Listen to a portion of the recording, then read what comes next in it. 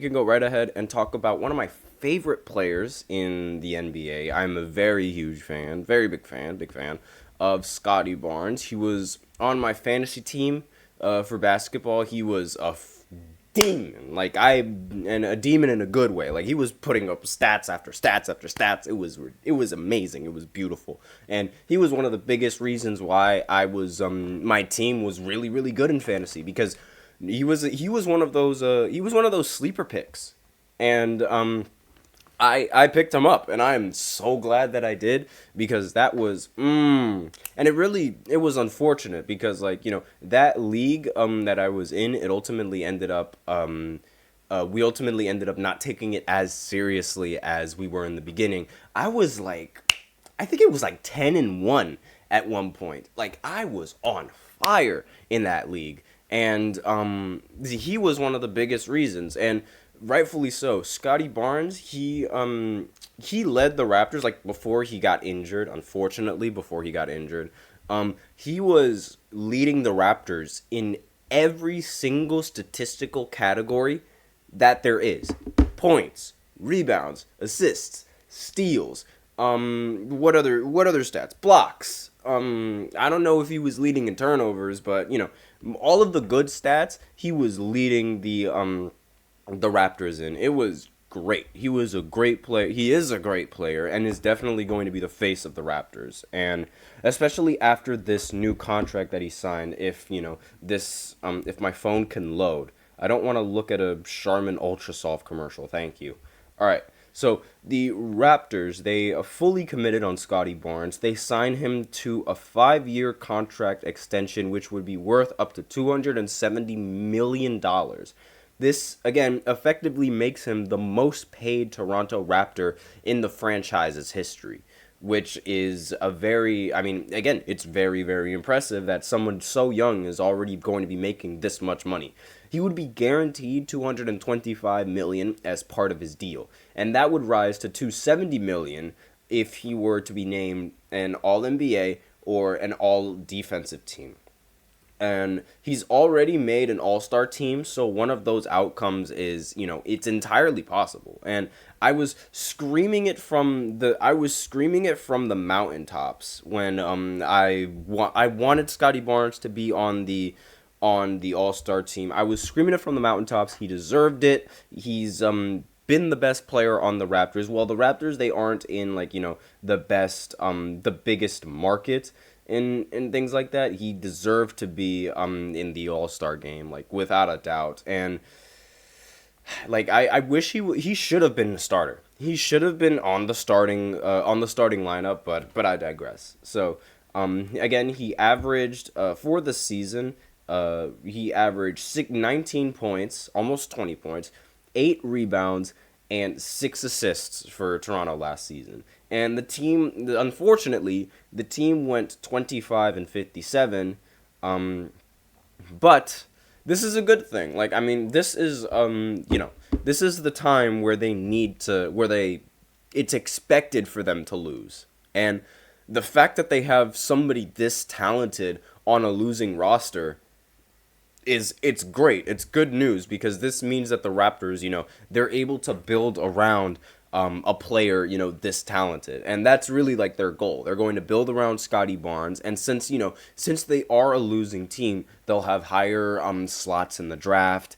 And the only problem really, I think, that Scottie Barnes and the Raptors might face in their careers, it might be, bringing stars over to Canada and bringing good talent over to Canada. I mean, I'm not saying that there aren't, talented there are talented basketball players that come from Canada. I mean, Jamal Murray, Shai Gilgeous-Alexander, just to name a few. So, but bringing in, it's really difficult to convince people and athletes oh, why don't you come over to Toronto, right? I'm sorry, I don't want to be that guy, but it's cold. It's really cold up there, and it's not really that.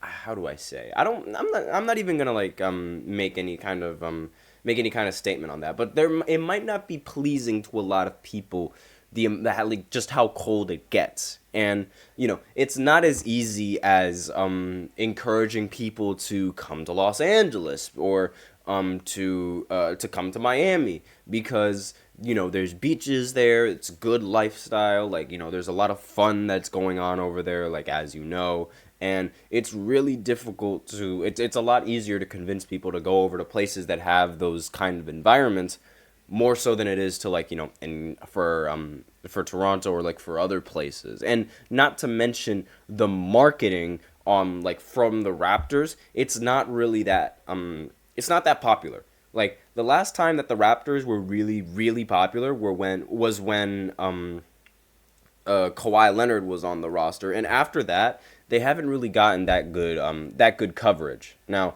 Siakam was one of those players that didn't get enough coverage when he was on the Raptors, and he was a little bit underrated for a time, in my opinion.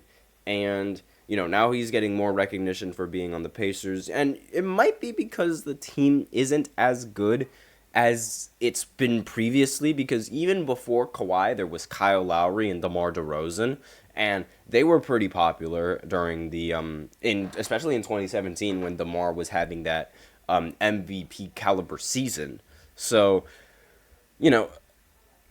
it's maybe the marketing, like, for Toronto isn't that bad, but I mean, it's really I think it's a little bit more difficult to recruit people, like, over there, especially, and it's like a Cleveland. It's like the things that happen in Cleveland. Like, I mean, it was difficult for LeBron to recruit in Cleveland. It's going to be difficult for, like, other people to recruit, but the Raptors, they do have they could get a lot of good players, and they're going to try to build around them, through drafting, things of that nature. So it's entirely plausible. I really do like that he is going to be the first option on the team.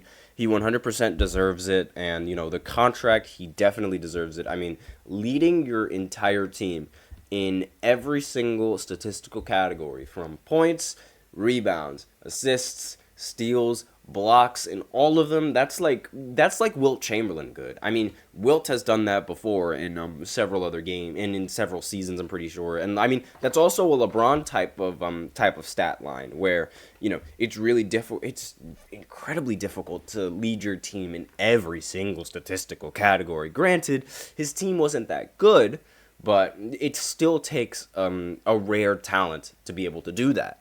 And not many people, players in the history of basketball are actually able to do that. I mean, LeBron could probably do that. Victor Wembanyama, when he's done developing, definitely 100% can totally do that. And I have a feeling that Victor is going to do that for years to come.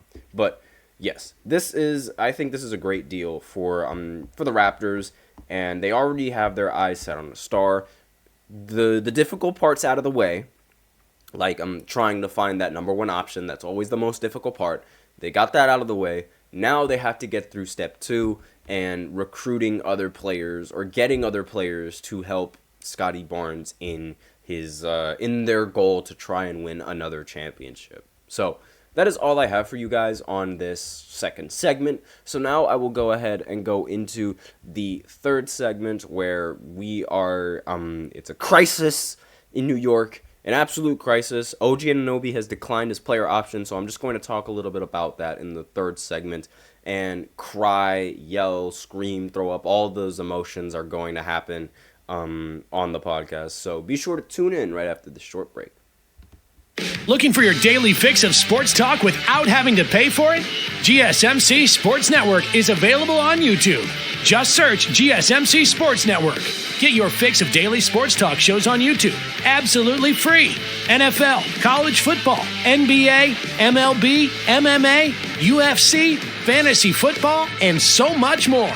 GSMC Sports Network has shows running all day long, with new sports shows starting every 2 hours. Just like on your favorite cable sports channel, except GSMC Sports Network is absolutely free. Just search GSMC Sports Network on YouTube to catch one of your new favorite shows, like the GSMC College Football Podcast, Chip Shot Football Podcast, Hoops and Heels Women's Sports Podcast, GSMC Basketball Podcast, and so many more.